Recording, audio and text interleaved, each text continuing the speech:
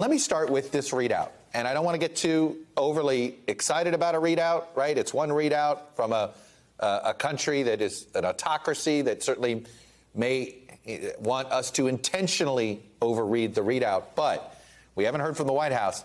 The simple fact that they're talking about peace, the simple fact they're saying we can't have this, what does that tell you they're trying to, of what kind of message they're trying to send us? Well, first, let me say that the Biden administration reached out to the Chinese through, of course, our national security advisor, Jake Sullivan, when he met with his counterpart in Rome just a few days ago, and asked for this phone call with China's leader, Xi Jinping.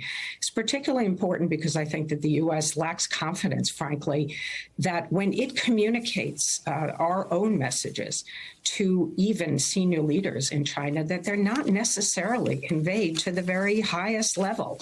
So we have to have our president talk to China's leader to ensure he understands the gravity of the situation, that if China does help Russia, its economy or its military, that it will face serious consequences. Now, of course, the Chinese readout does not include those warnings, but I am confident that that is what President Biden himself communicated.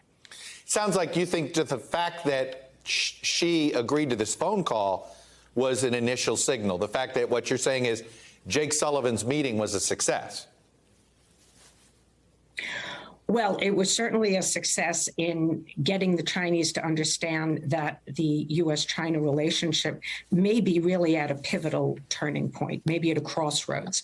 And what China does going forward is going to have enormous consequences, and not only for its relationship with the United States, but also, frankly, for its relationship with Europe and potentially even some countries in Asia, as so many of U.S. allies and partners and countries around the world, 141 in the UN General Assembly, have condemned Russia. So China needs to think twice before taking any actions that undermine the sanctions that the world is imposing on Russia.